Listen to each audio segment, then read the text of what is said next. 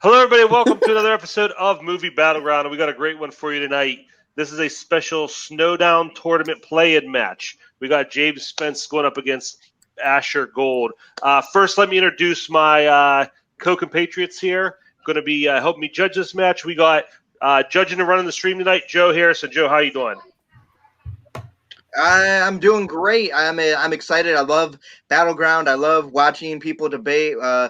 I haven't seen these two actually debate before in a bit, so I'm excited to see what they're bringing to the table now. All right, and running out the panel today, keeping time for me, it is the spaceman coming from lovely Hawaii, Alan Shepard. Alan, how you feeling about this match tonight? Feeling really good tonight. Happy just to be just sitting back watching these two fine gentlemen debates. Looking much forward to this. Awesome. Let's get our competitors in the ring. First, he's coming in with a record of 1 win and 1 loss. It is James Spence. James, coming in tonight, how are you feeling about it? I'm feeling pretty good. I already just stomped Matt Graham. I'm sorry. I'm looking a little bit too professional today. That's better. No. Oh, okay. I'm just ready to just take down another loser who thinks he can somehow talk more than me. All right, big talk. Let's see if we can back it up. His opponent coming in with a Battleground record of 2 wins and 3 losses. It is Asher, bold, gold. Asher, what's your rebuttal to Spence's opening statement there? Well, I just want to say Happy New Year from the bottom of my heart. Oh, wow. Somebody seems to like it in the background there. But listen, if he can talk more than me, that's fine. Sometimes people ramble and they end up losing their argument because they talk too much. So it's great if he ends up, shooting himself in the foot because he's a blabbermouth. So I'm fine with that. All right, strong words from our competitors. They're ready to get into it.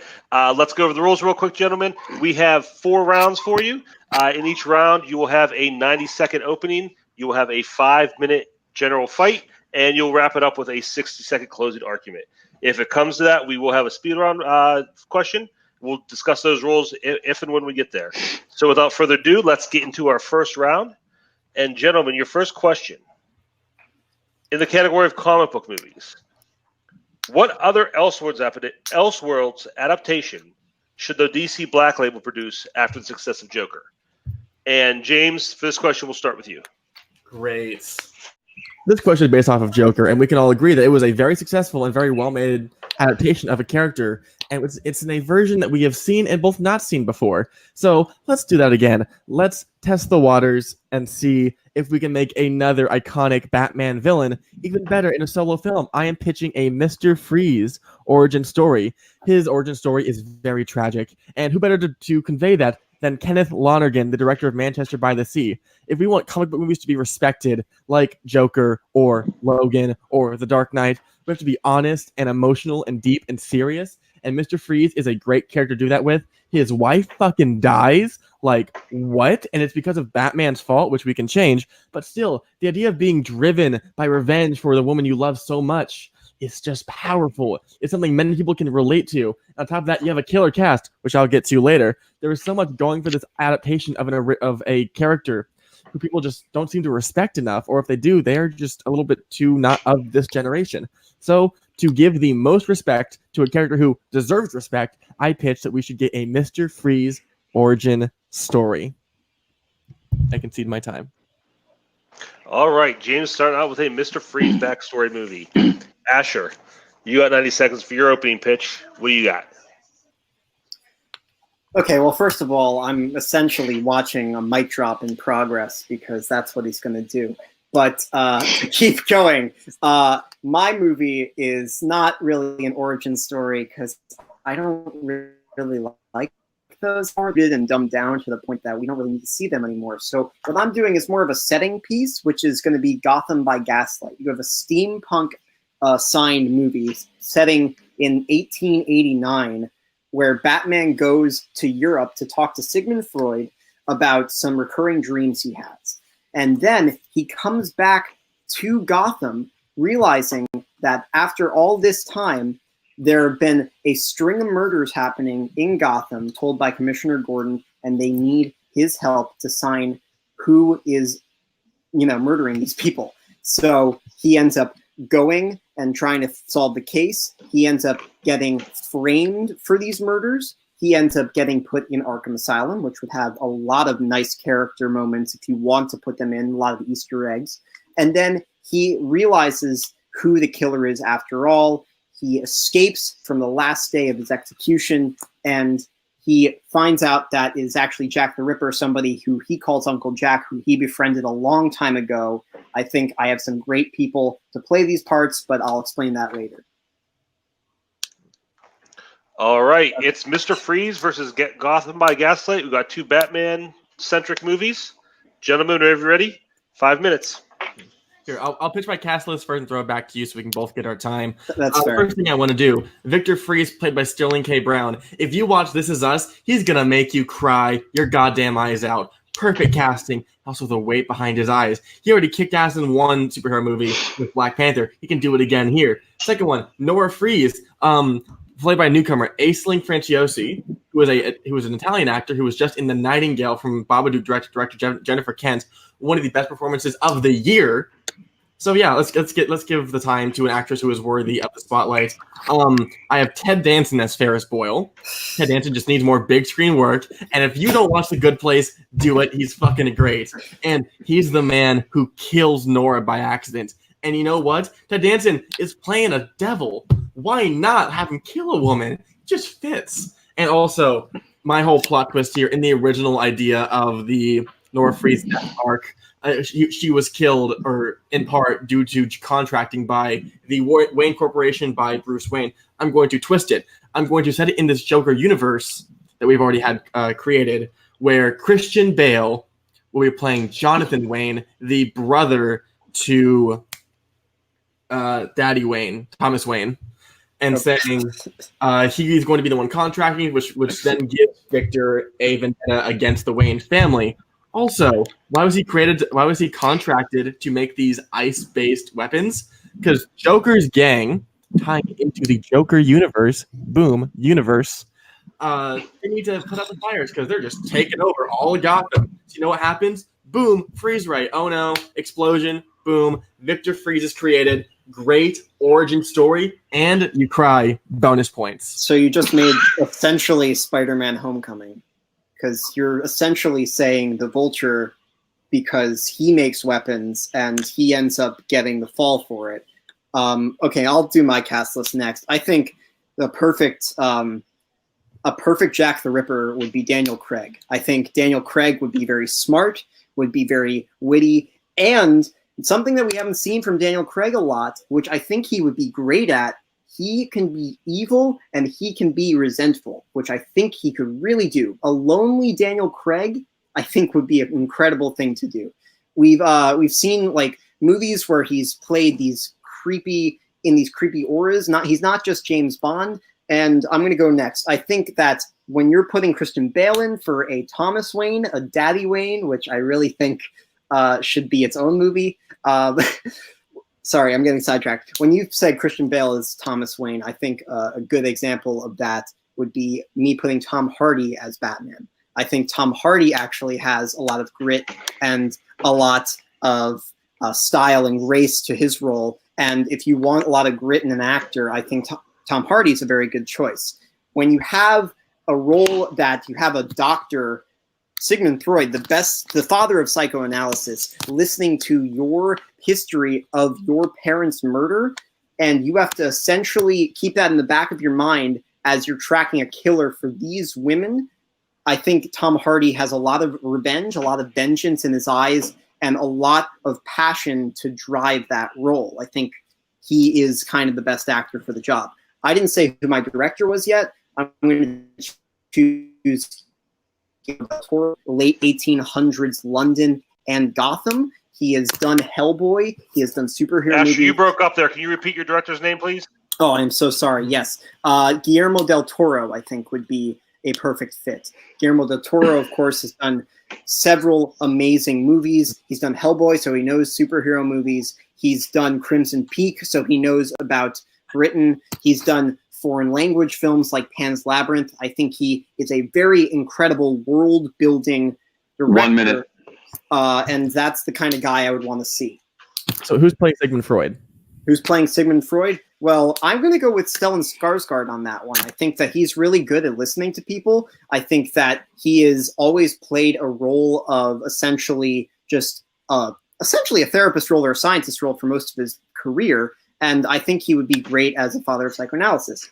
Okay, so time's running out, so I'm going to start shit-talking you. You didn't pick Christoph Waltz, who is perhaps the greatest German actor that we have working today. On top of that, he works this double personality well in psychoanalysis. Have you seen Inglourious Bastards? Hans Landa? Perfection. And what I hear from your movie is a plot. What I hear from my movie is characters. I have someone driving the plot. I have a reason to keep you engaged. There's already a Gotham by Gaslight movie. It's already out. 10 seconds. And it's great. Why would you want to redo a story that's already out there and make it worse? The animated movie is great. I'm giving you something new that we haven't seen since the 90s animated series and taking it. Okay.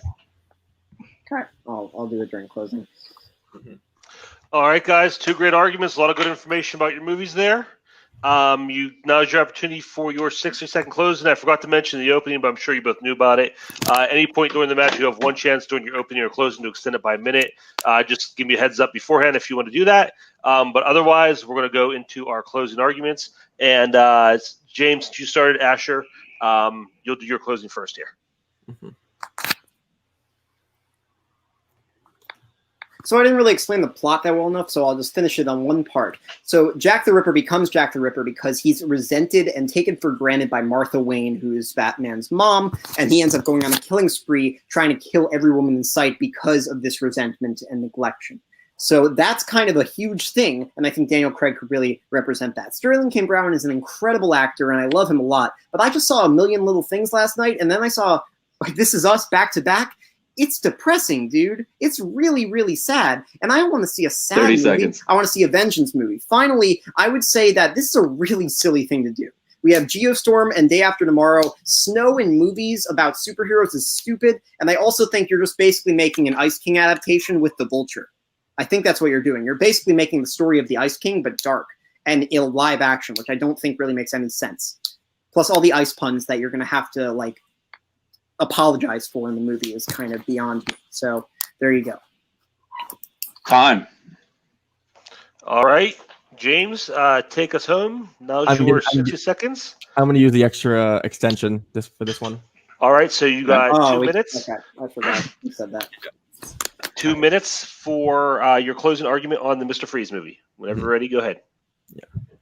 I think something we're sort of forgetting about superhero cinema right now is it's looked down upon. Martin Scorsese just had a big, not even an expose, just a rant over weeks and weeks about how it's not cinema. What I'm attempting to do here is pitch to you today a movie that is cinema. Again, what has been successful within both fans and box office and critics over the last 5 years? Superhero movies that have weight. Logan, Infinity War, Endgame, Watchmen out of the past 10 years, but whatever. These movies that are darlings from everyone who's seen them because they make you feel something. That's what I'm giving to you. This Is Us is one of the highest rated shows on television currently for a very good reason. Not only because Sterling K. Brown is one of the greatest actors to come out over the past 5 years, it's because being able to make you feel something, digging deep to your soul and make you say, I fucking hate this and I love it at the same time because I'm crying so much. That is a special quality that I want to bring to superhero cinema.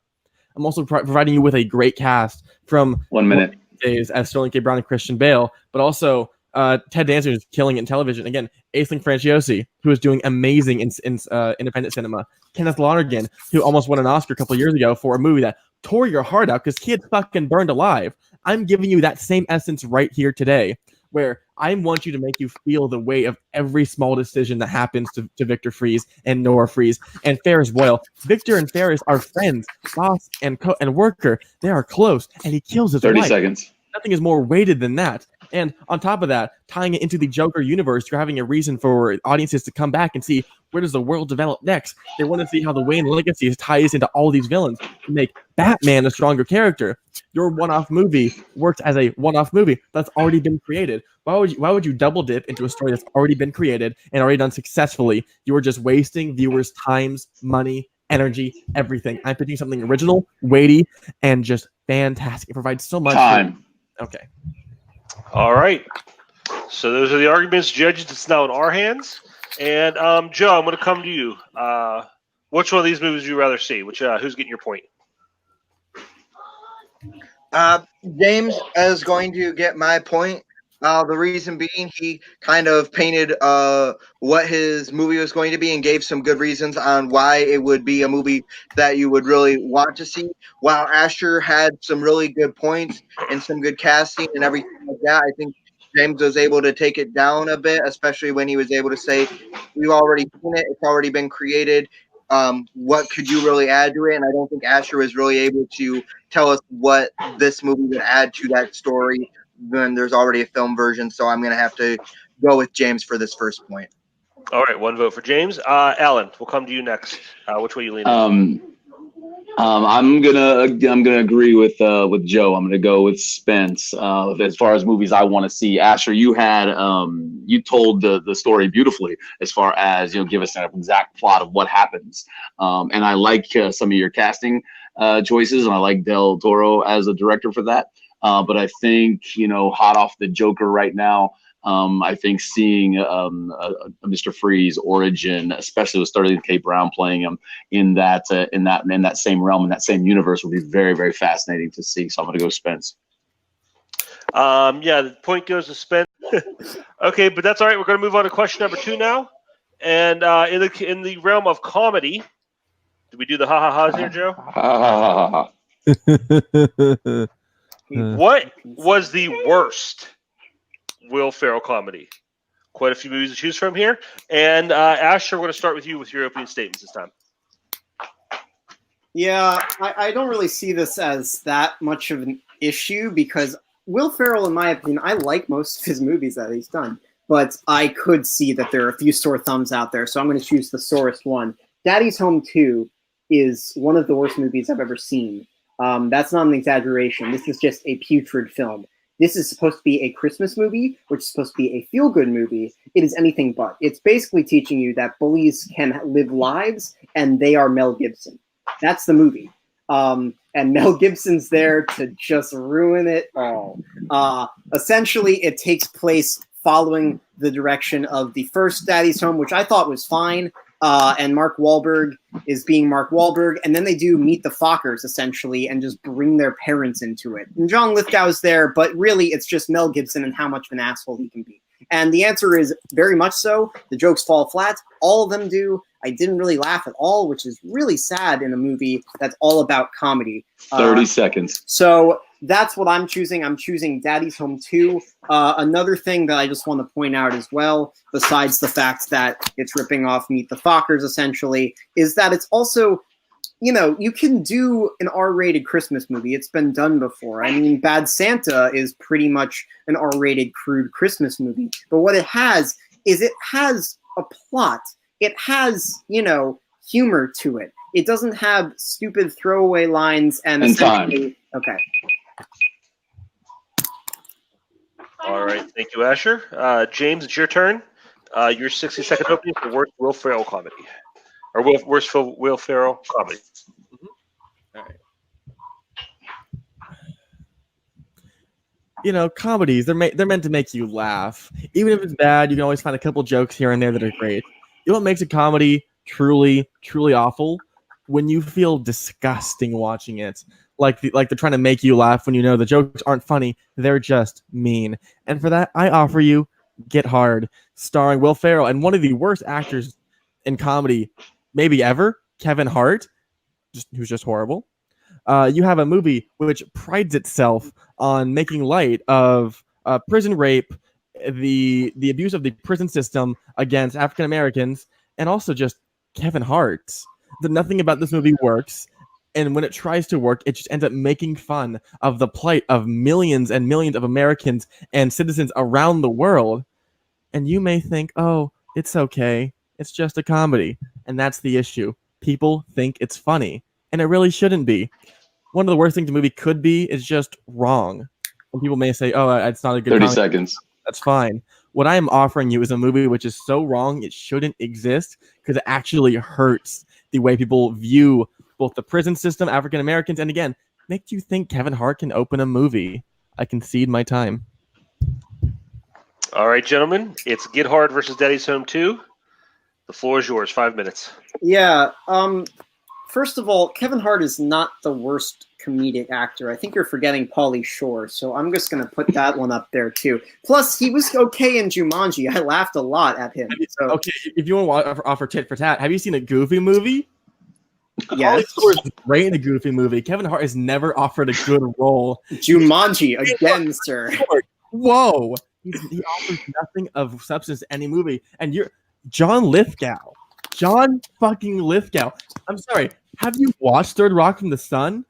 He is a phenomenal actor, and you want to talk about cringe, right? So essentially, the scene where they pick up their fathers, there's an open mouth kiss, and that's the joke. There's no other joke. It's just an open mouth kiss, and the whole thing is like, oh, they love each other so much. And then Mark Wahlberg and Mel Gibson just roll their eyes every time they're super close, which is the movie. So if you're talking about a movie that is making fun of the prison system, I'm talking about a movie that's making fun of not making fun of toxic masculinity, but using toxic masculinity as a veil to be making fun of people who actually show emotion with their family members. So, well, I think you're missing the point here. You're not supposed to enjoy Mel Gibson's character. He exists there to show you, hey, this is wrong. And the movie around it sort of frames it and shows that what he's doing, being an asshole and being toxic with his masculinity, shows that it's wrong. My movie openly endorses the fact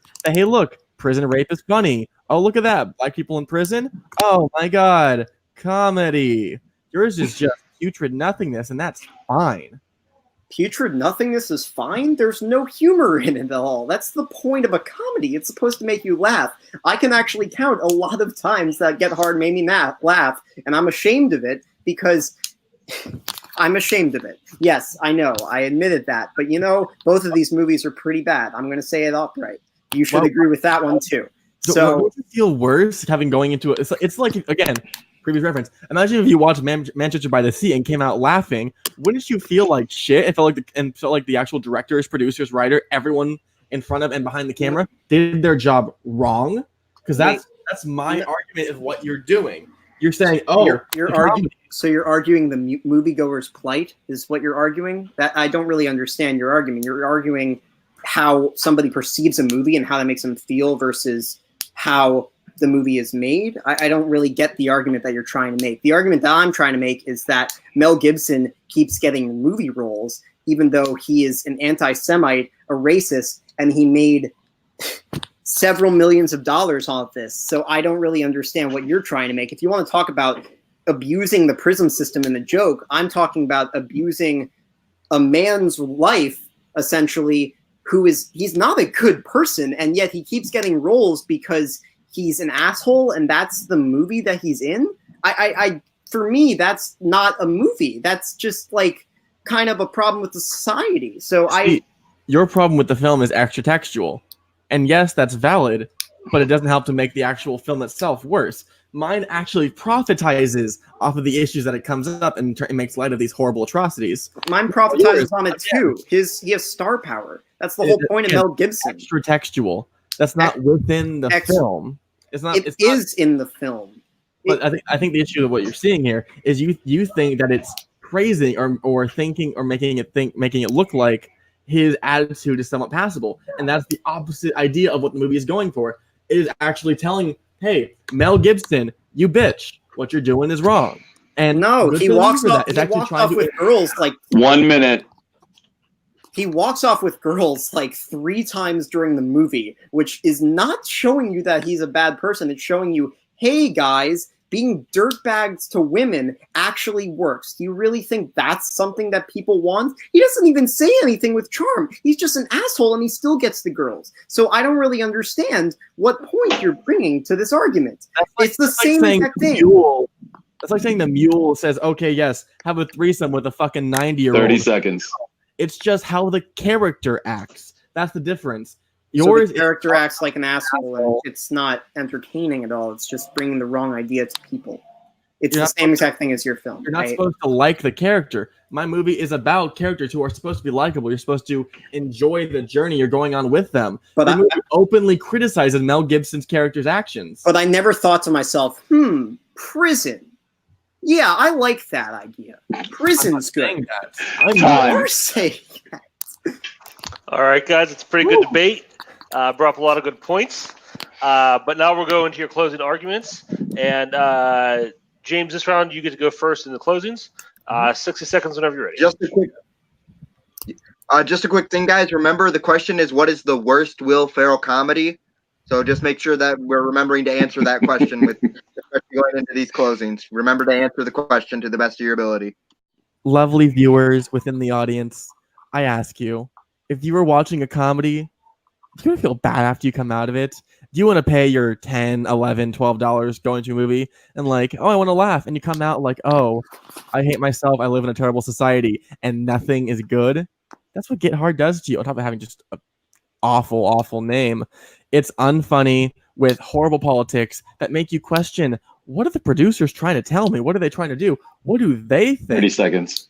And a Will Ferrell comedy is part of the question. Will Ferrell is just terribly unfunny. Hey, let's get dreads because that's not what white people should do. Huh.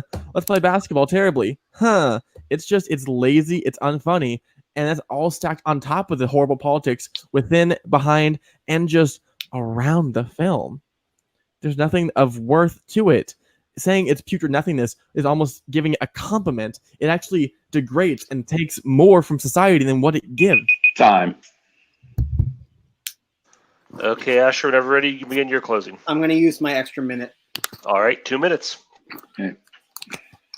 Daddy's Home has the same exact problem, first of all. It is a stupid, stupid double entendre in the title. So there you go if you want to, compare things. Anyway, this is a Will Ferrell movie, right? So you want to display how the actor is acting. So I'm just going to say Daddy's Home and one specific scene. Will Ferrell fakes throwing a snowball at Mark Wahlberg like 7 or 8 times and then pelts his dad accidentally. And that's a scene in the movie. And that is essentially what the film is entirely. It's Will Ferrell trying to make jokes and trying to do a performance and then falling flat on his face because he does the same shit over and over again. That's the movie, okay? It is a bad Christmas movie, which he has done before. He's done a great Christmas movie in Elf. So you're comparing those. Get Hard has a few problems, but what I will say to it is it is funny. It is actually a funny movie. I think Will Ferrell does a good job in this. 1 minute. I think that Will Ferrell, there's a scene where he goes up to 3 strong men and says, I want to punch you, as cowardly and scared as he does. And this is his thing. This is his shtick. He does this in a weak, wimpy way that you laughed at him. And this is the funny part. This is the thing I understand. He runs around, okay? That's pretty funny. Another one, he's crying in a massage chair while drinking wine and spills all over him. That's another one. Another thing, it's just interesting to me. It's more of a crime thing than Daddy's Home, which is just a bunch of stupid shticks strung together and supposed to be a movie. Yours actually has a plot, dude. It's actually trying to figure out who fabricated his whole scandal and stuff like that. Mine is just a bunch of jokes trying to be strung together that are only setups, and that's the punchline. There is no punchline. It's just the setup. That's it. It's just all slap in its face and should never been made. And that's why Daddy's Home 2 is the worst Will Ferrell movie. Time. All right. Okay. Now it comes back to us, and I'll go first this round since I went last time. Both guys did a great job of explaining why these were just bad movies from a societal, moral standpoint. So I'm going to kind of wash that out. I think Asher did a better job of actually analyzing his movie, talking about what worked, and also coming back and talking about what did work for James's movie. And before Joe reminded them, I think Asher was the only one who used the name Will Ferrell in his argument. So got to give him points for that. So my vote's going to Asher. Alan, which way are you going?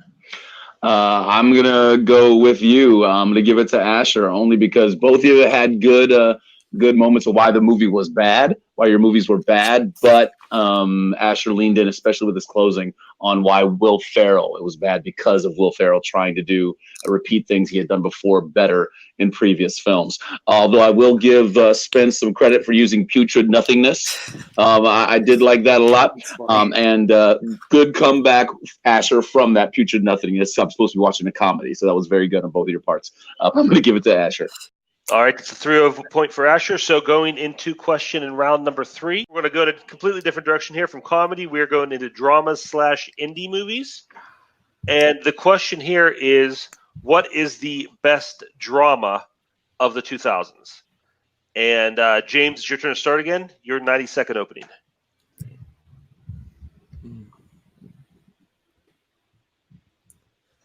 When you have to take into consideration what makes a film the best, typically it would mean standing out above the norm or having a unique quality that makes you special.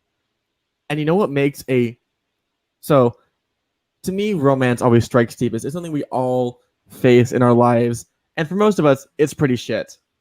And you know what is the peak of shit? When your partner cheats on you and you fall in love with the person whose other partner is cheating on them with. I am picking In the Mood for Love, Wong Kar-wai's 2000s masterpiece as the greatest drama of the 2000s. It has phenomenal performances from the entire cast, but most important of all, it strikes a very important lesson deep within the hearts of all the viewers. Sometimes falling in love just won't happen. As much as you love one person, they love you back. Sometimes you can't get what you want, and and just the dread and the weight and 30 the seconds carries within that is so universally powerful. It's hard to comprehend, and what Wong Kar-wai did comprehended that in the most beautiful form imaginable, as well as some of the greatest direction of all time, with the second set decoration, color composition, and the score, which is almost unmatched in any film ever. There is rarely a film that can match romance, and even the lack of romance that In the Mood for Love did. time. All right, that's In the Mood for Love for James. Asher, whenever you're ready, your opening statement for best drama. Okay, so we both did romances here, but I think my romance is a little bit better because it's pretty original, I'd say. It is Eternal Sunshine of the Spotless Mind. I think this is a movie that speaks for itself, but you have to watch it to actually, understand it. This is a movie that goes through several iterations in its time. It's a movie about trying to forget somebody, but realizing that you can't because you don't want to. No matter all of the mistakes you make in your life, no matter all of the regrets you have in your life, you don't, because you want to cherish those good moments. And those bad moments make you cherish those good moments even more. So I'm going to go beyond the moral now. I'm just going to explain, how good this movie is. It got a 93% on Rotten Tomatoes, which I think doesn't really stand out for that much, but I'm just going to cite it anyway, just in case he uses stats also. I'm going to also say that it has probably the best, most unexpected performance from Jim Carrey, usually a 30 comic seconds. who just knocks it out of the park as a man who doesn't understand what he is doing, doesn't understand who he wants, doesn't understand what he wants, keeps making mistakes and keeps trying to rectify them. You have Kate Winslet in one of the best performances of her career as pretty much the same person, but a more impulsive version of Jim Carrey, which I really enjoy. They really play off of each other really well. It's directed to perfection by Michel Gondry. Beautiful special effects. Charlie Kaufman writes an incredibly weaving piece of movie. All right. Okay, guys, there you have it. In the Mood for Love versus Eternal Sunshine of the Spotless Mind. Which is the best drama of the 2000s? You have 5 minutes to convince us when you're ready. So here's my first hot take for you, and I want all the judges to just make sure you guys hear this. Eternal Sunshine is a 120-minute equivalent of a DeviantArt inspirational post. I wish I could forget someone, but I know I can't. It's better for my life. The actual moral that it teaches is so uninspired and unspecial. While you think, oh yeah, the approach may be better, but it comes down to what the film is trying to say and the essence of the film. And it's just not there. It's something we've seen over and over and over. You know, it's how to film in literature, in TV, in fucking poetry, where it's everywhere. It is just the idea of the film, but the idea behind the film. Yeah. Just uninspired. Okay, A Million Little Things and La La Land. 2 things from the past few years that have also done the same exact thing that In the Mood for Love does. It's the same concept. People keep doing this. It's like, oh, I can't love you even though something happened in my life. That's the same thing. the unrequited love movies, there are several of those throughout time. It's the same problem. We have the same issue here. A Million Little Things. I'll validate that once I actually know what it is. I've never heard of that before. And La La Land probably just took the idea because, again, Wong Kar-wai's masterpiece. He's one of the greatest directors of Chinese cinema ever. And again, the greatest drama of the 2000s. Great. And I'm very high level of film to reach. Yeah. I'm absolutely floored that you don't know what A Million Little Things is, since you listed off several TV actors as your roles for Batman. But, you know, that's beyond the point. Anyway, this is not the A Million Little Things conference. This is actually a conference about the best drama of the 2000s. And for a movie that, I'm sorry, you quoted in the first argument, being able to make you feel something. That's what a movie should do. Eternal Sunshine of the Spotless Mind is that movie. Have you ever been through a relationship that you just want to forget the other person because you hurt so much? I have. Other people have. It speaks to a lot of people. And once you go through that, then you realize Jim Carrey's character, Joel, doesn't want to do that anymore. But he can't go back. He can't go back. He can't realize the mistake he made until it's too late. And that's something we... Though.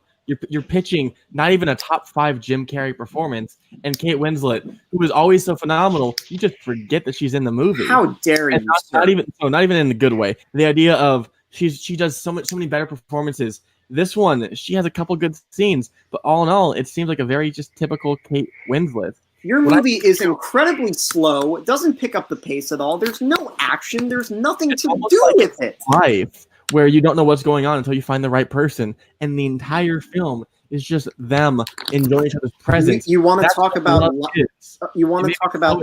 But you're always there for the person. You're always enjoying the time with them.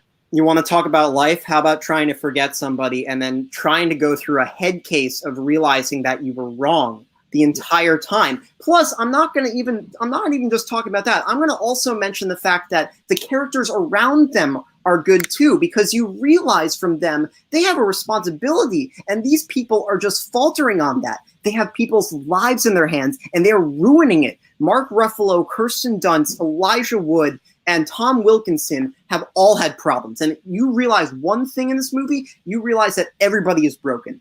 Everybody has problems in the world. And it's okay, because you want to know those mistakes and those weaknesses, because what shines most out of those mistakes and weaknesses, as Jim Carrey's Joel can attest to, that you cherish with other people.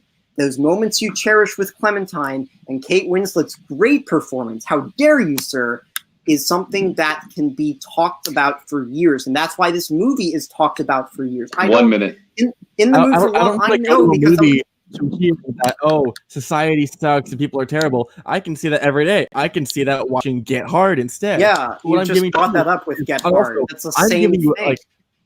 The American experience is just so done. As American society, we're so used to that. I'm also offering you this insight into a new world. Have you been to China like 20 years ago? It's beautiful. I'm offering you 40 years ago, but yeah. Whatever. 30 seconds. I'm offering you a new viewscape, a new take on society, in a type of love which you can't even comprehend because you're an American. This is a new level of romance and film that we don't see here in America, and you're dealing with some futuristic sci-fi society, and we just see that over and over and over. It's been done. Okay. It's been done Okay. Offering something new and innovative. Doing old tropes in a cool. They can do brain shit. Time. Okay. Wow. All right. That's I'm sitting here taking notes, guys. I got a lot written down here, so you got a lot of good points there. My hand is sore, but I believe Asher, it is your turn to go first for your closed argument.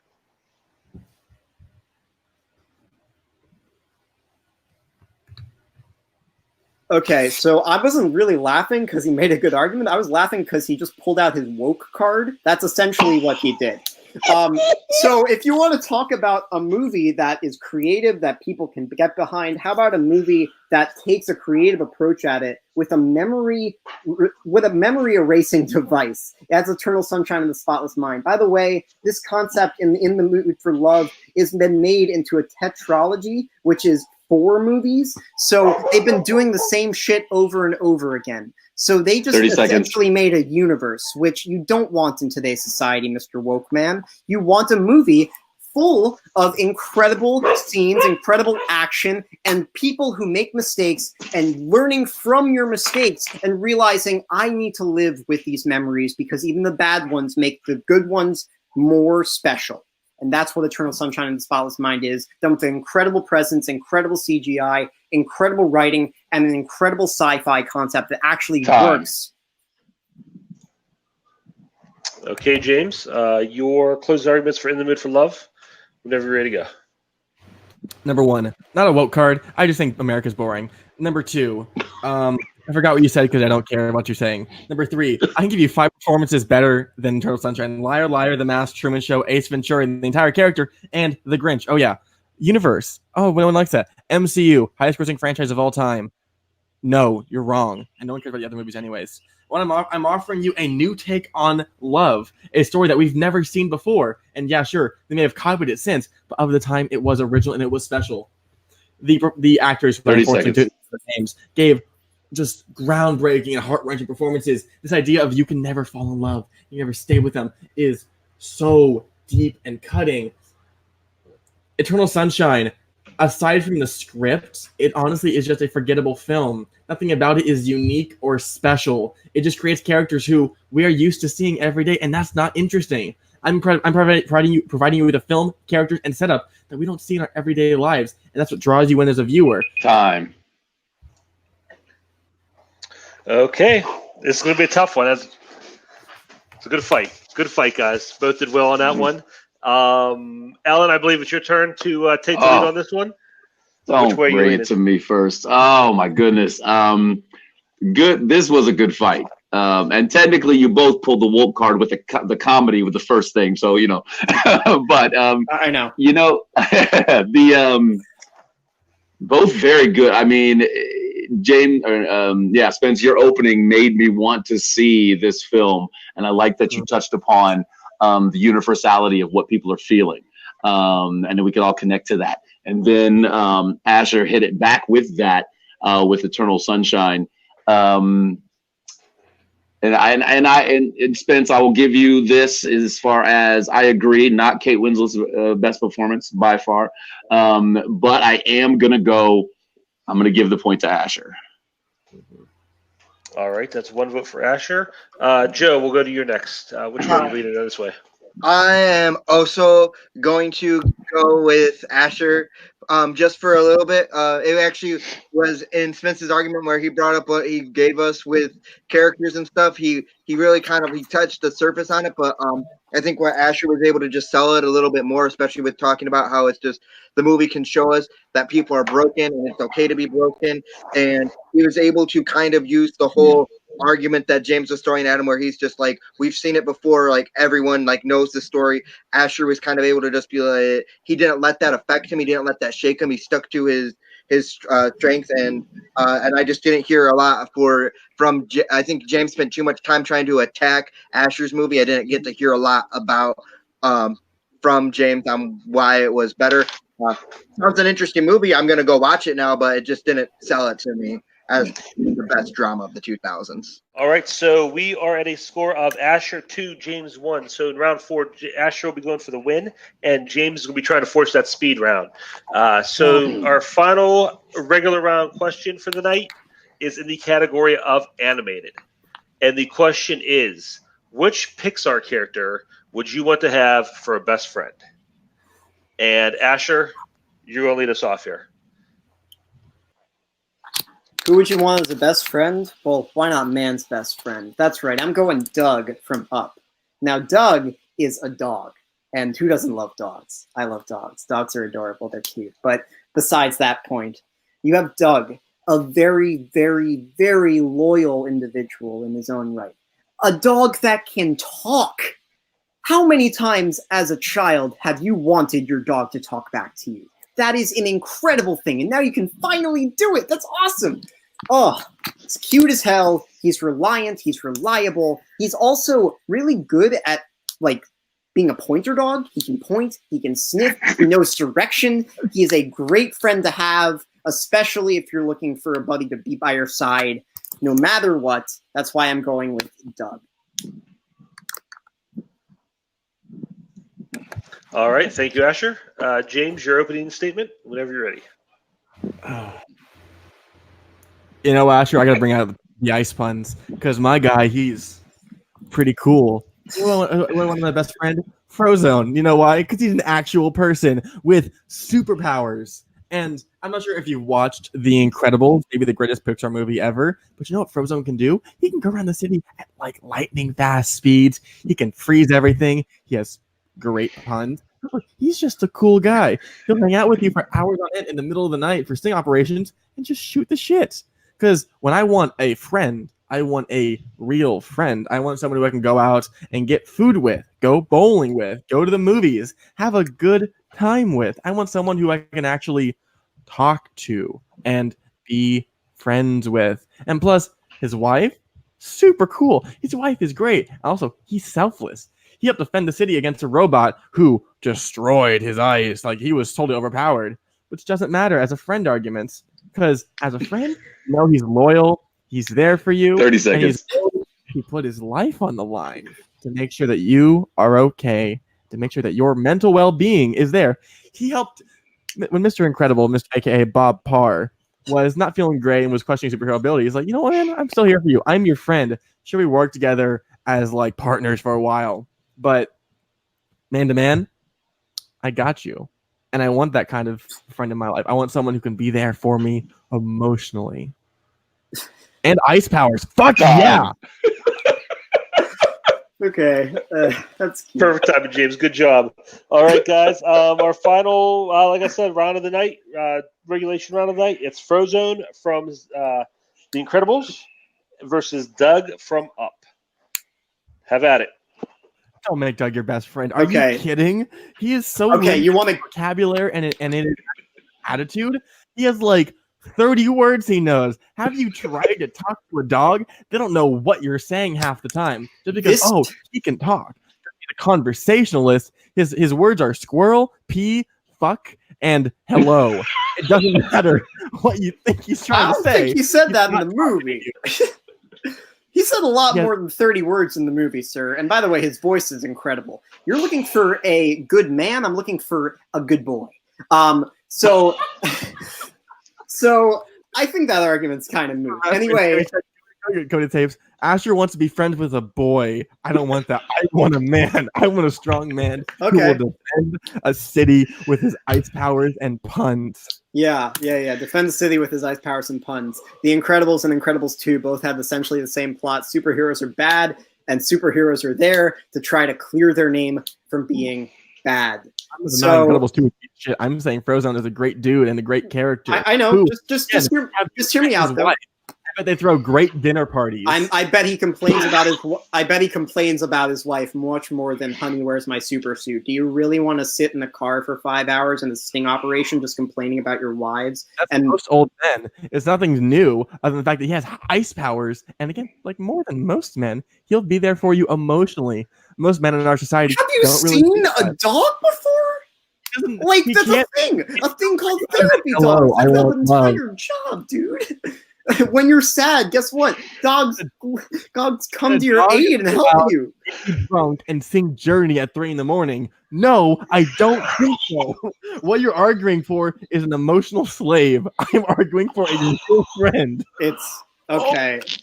Okay. Wow, that's weird because I wouldn't call an emotional slave a person, a dog who I love, who I give respect. And guess what? This dog can talk. So if he felt enslaved, he could tell me, and I would be able to free him like Genie in Aladdin. So, sir, that doesn't make any sense. To even know what slavery is, because again, it's not in their vocabulary. I think you're missing your argument as a fundamental flaw. Their brains are not big enough to be your friend. A dolphin. He does not like the cone of shame, so he can clearly not like being taken advantage of. He does. Like to get with your balls. What's your point?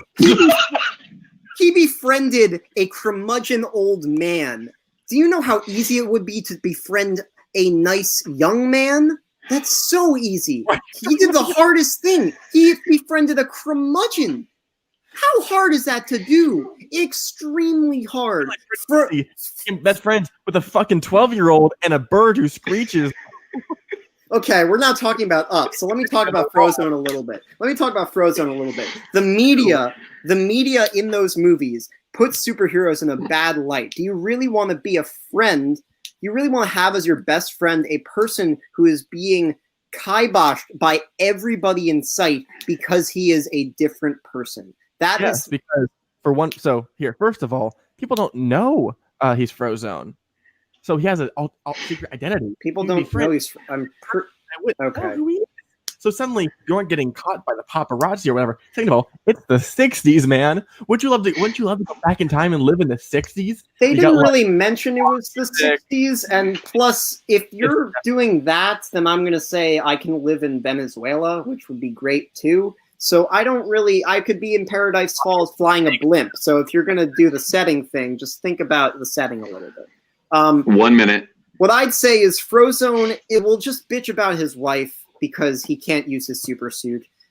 He'll end up backing off on fun. By the way, that sting operation, he kept backtracking and saying how not fun it was, and he should have just gone bowling with you. So he will nix all... Yeah, that's great. He'll just nix all the other fun ideas you have. Like, basically... Essentially, Mr. Incredible was the person who snapped Frozone out of being 30 seconds. Basically a stick in the mud. It took the other person to do that. So really, you're trying to help him instead of him trying to help you. So that's kind of the argument I'm getting. Doug. That's what a dog is, though. Like, its entire purpose is to serve you. Like, it's not a friendship. You would just have the dog there to do what you want to do. I said when you want to. I want to be friends with an independent person who I know that they want to spend time with me because it's their time. Mm-hmm. Okay, guys, this is an interesting one. I will. Two very different takes on the idea of best friend. James, you're going to go first here with your closing arguments whenever you're ready. Anyone can get a dog. I can go walk down to a pet store and get a dog for like $50. Great. What? Just your argument is that he can talk to something is different? No, that just shows how emotionally and mentally stunted dogs are. What I want is a real friend who can be there for me whenever I want to. I want to go out and do things. I want to have conversations. I want to be with someone who enjoys my presence and the time I spend with them. And that's what you get from Frozone. And also superpowers. If you need anything about ice done, boom, 30 seconds for you. Yo, I'm in California. It's a hot summer day. You know what? Ice water. Boom. Got it right there. Oh, what's that? I haven't seen snow in 10 fucking years. Boom, snow. I am offering you a friend who's willing to help you out with things and be there for you whenever you need him to be, also living a life of his own. What you have with Doug is someone who you just bought and put a electric collar on, who's now a science experiment, and you're emotionally and physically abusing him. And cool, he can think because he has a collar on. Time. False. Time.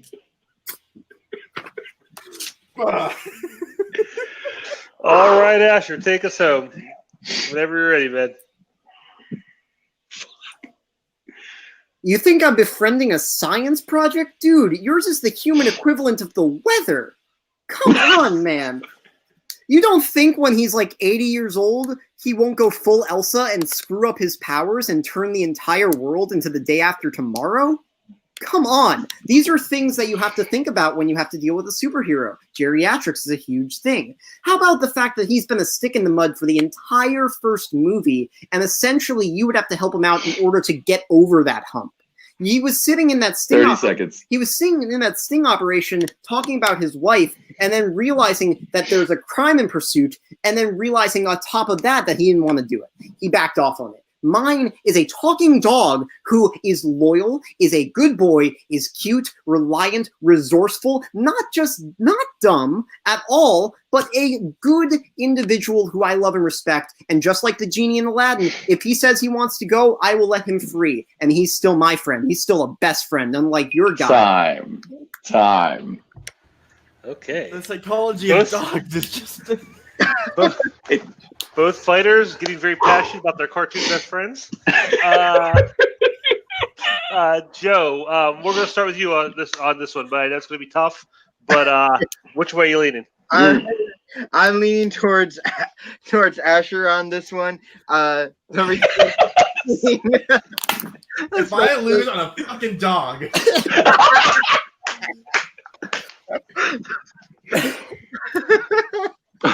The reason being, Asher just was able to bring up how it's not really like a slave owner relationship, because like that Doug before wants to be around people, he's happy, and that with Frozone you kind of are going to deal with someone who's a stick in the mud, really doesn't want to be around, and especially when he gets later on in life could just ruin everything. So yeah, Asher's getting my vote for this one. All right. I'll go next on this, and yeah, I think James ran away with this. Asher's main point was that it was a talking dog, and James shut that down pretty easily. Just with the vocabulary, the limited, brains. I mean, he got scientific with it. And Doug was talking about the loyal dog, and Frozone said, "Well, I got a loyal person," and just the fact you could actually do things with them. I'd rather much have Frozone than I would Doug, so I am going with Frozone. So, Al, it all comes down to you, buddy. Oh man, this was good. You guys had me in stitches for a lot of this. Spence, the emotional slave. I loved that line. You also had me with haven't seen snow in 10 fucking years. I haven't seen snow in 10 fucking years. So okay, shut up. Nice. But I don't want to see snow ever again. Yeah, Asher, you actually did a good job shutting down the reasons why you wouldn't want Frozone, because we did the whole geriatric thing, and he goes full Elsa and loses control of his powers. But that was a really good argument. But my own bias might come into this a little bit.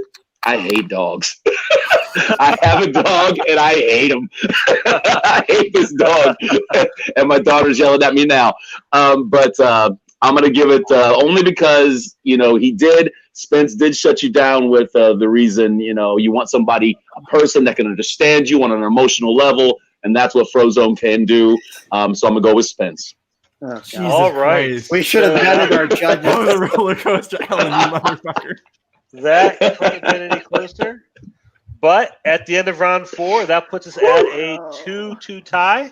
And you know what that means? We're going to speed round. Rules for speed round. And correct me if I'm wrong here, Joe, because we were going to pre-match. We start out with a 45-second opening, a 30-second middle round, and then we go to 20-second closing.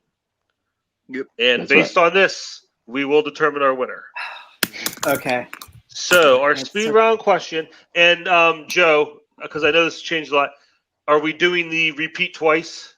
Ask it twice. First person to say their name gets to say their answer first. Okay. After 2 or I will say the question once. Don't say anything. I will repeat it again. The first person to say their name gets a 5 count to give their answer. After that, the other person gets a chance to give theirs. But the person who said their name first will still have to go first as a punishment for just trying to steal the first choice and not having one. Yeah, If you pick first, you'll go first. And also, the second choice isn't timed. Count that on you. Yeah, the second choice isn't timed. It's just they have time to pick it. Okay, the question. Again, don't answer until don't say anything until I read it twice. Who should direct the live-action Barney movie? Again, who should direct the live-action Barney movie? What? James. 5. Adam McKay. Okay, Guillermo del Toro. All right, 2 very different directions for the Barney movie. Adam McKay or GDT? Which movie you want to see? Okay. Alan, you ready with the time? Got it. Okay, James, since you went first, you get your 45 seconds whenever you start talking. Mm-hmm. And remember, you cannot attack the other's pick in these opening 45 seconds. You can only talk. Yeah, this is just your argument. You don't attack till round 2, phase 2, or whatever. All right. What we've seen recently with the Lego movie is even if a movie that you have no one asked for, you can still make something good, and that's what we're gonna have with the Barney movie with Adam McKay. We're gonna have it be a biting little satirical comedy about the fossil fuel industry. Imagine Barney like just staring at the camera, breaking the fourth wall. Hiya, kids! Did you know that you're destroying the Earth with using an incredibly inefficient fuel source? That's fucking hilarious, dude. If all these kids come 20 in the theater seconds. thinking, "Oh, what am I gonna do with this Barney movie? He's gonna teach your kids about society and keeping the Earth green. Give this movie a reason to exist, and also making it interesting for adults. No one cares about a fucking purple dinosaur and his weird dinosaur friends and kids singing a horrible song. I'm going to give you a movie that actually has a purpose." Okay. All right, Adam McKay. And Asher, when you're ready, 45 seconds for Del Toro.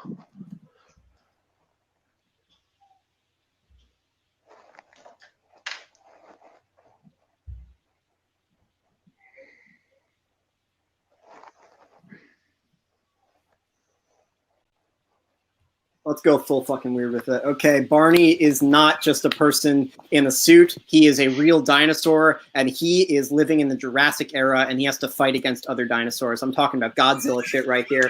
We have a director who has made The Shape of Water and who has made The Golden Army. I'm sure he will do fine with prosthetic creature makeup and will make an actual legitimately cool Barney to face off against a lot of other villains, teaching them about kindness along the way. I have an actor for mine. Let's go with Zach Galifianakis. I think it would be funny, yet witty, yet also very, very creepy. And I cannot wait to see this. This is a pipe dream of a movie brought to you by the letter Q. And I know that is Sesame Street, but I don't give a shit. This is Barney. Time.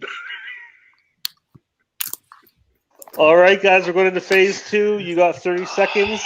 This is your attack mode. Whenever you're ready, Spence, start us off.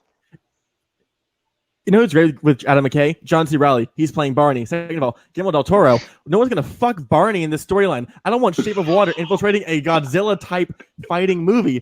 Third of all, Barney the purple-friendly dinosaur. When did Barney brutally murder dinosaurs? What the fuck are you pitching? Your movie is literally the cause for my movie. You're killing dinosaurs to create fuel. What are you trying to do? This isn't Godzilla King of the Monsters. You can't make Godzilla or fucking Barney scary. He's purple. Time. Okay, Asher, when you're ready, you got 30 seconds to rebut. 30, you said? 30 seconds? Yes, that's 30 seconds. Okay.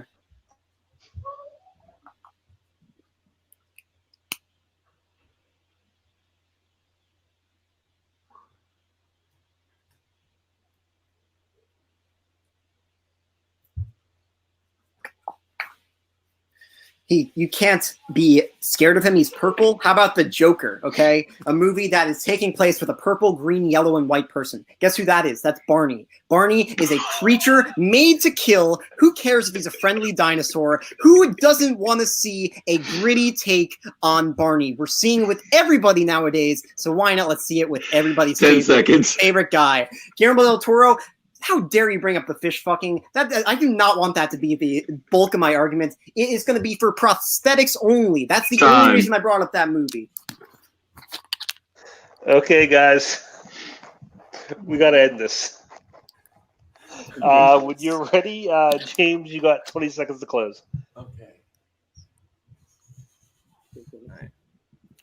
Okay, Fishfucker, let's break it down for you. First of all, you're not producing good movies. No, there hasn't been a good Godzilla movie since the 90s, maybe. Probably even the 50s, you want to go all the way back. Adam McKay is still producing great Oscar-winning, Oscar-nominated films. You're producing a film which has no audience, no one interested in it, and on top of that, it won't even be good. I'm pitching you an actual good movie that has a reason to exist and will create an engaging experience. All right, Ash, this is your last chance, buddy. You got 20 seconds. Wrap it all up. Put a nice bow on this one.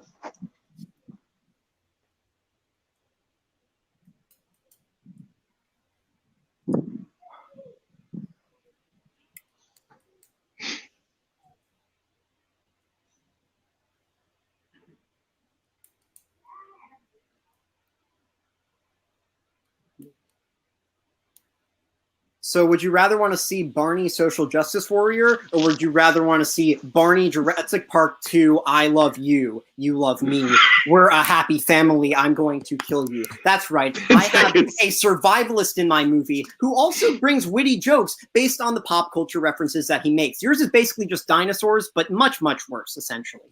Time. Oh wow. Okay, guys. I don't think this is the way any of us wanted this to end. No, no. But nonetheless, here we are.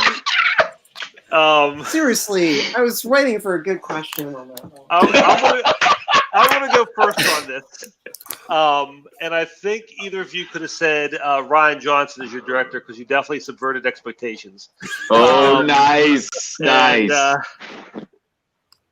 Wow. You both went for it. I mean, you both came with guys out of the box. You both went for it. James, you gave yours a message. Ash, you went full on action thriller. And I gotta say, with the directors you got and with the plot you pitched, the movie I actually want to see is Asher's movie more. I'd rather see when Adam McKay gets, the more preachy Adam McKay gets, the less interesting his movies are. And this sounds like kind of like a preachy movie.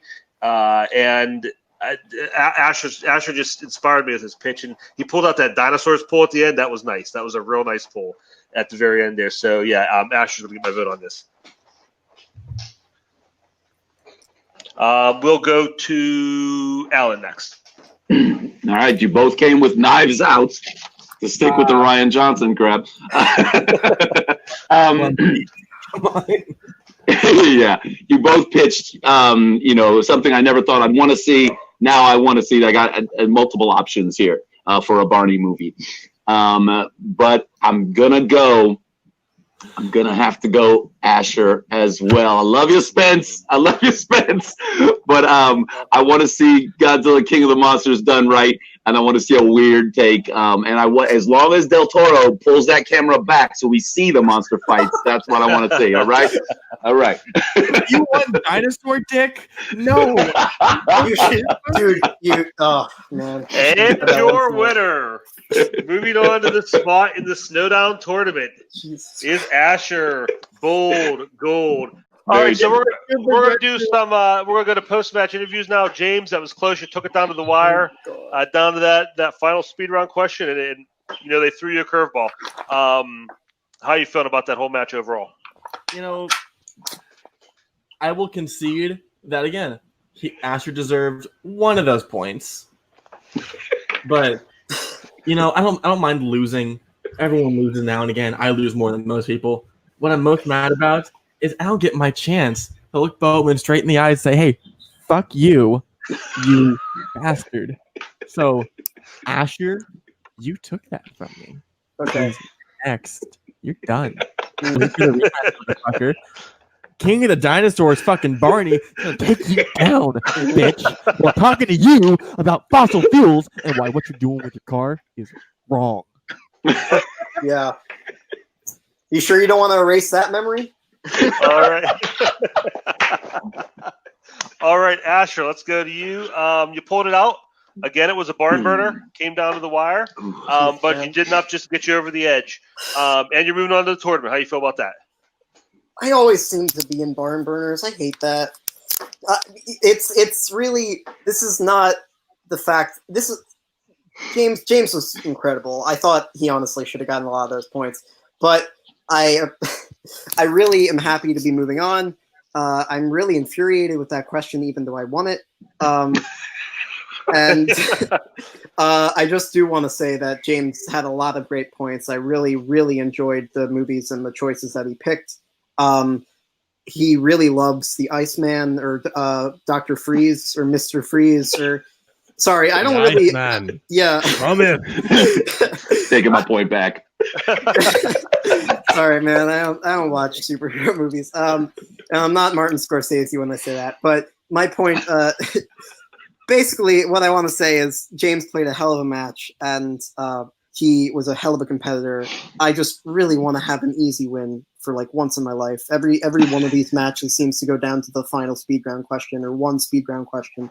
So I just please have mercy. All right. Good. I'm sorry.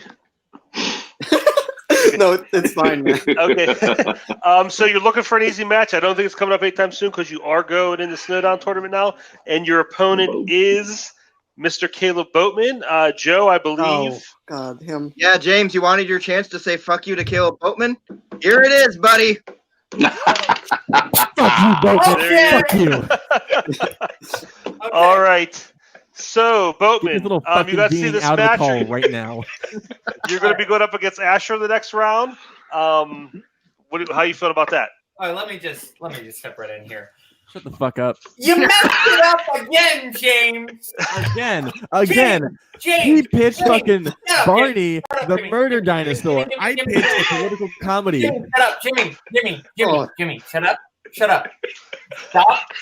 Stop getting off for the sound of your own voice for just 1 second so I can talk here.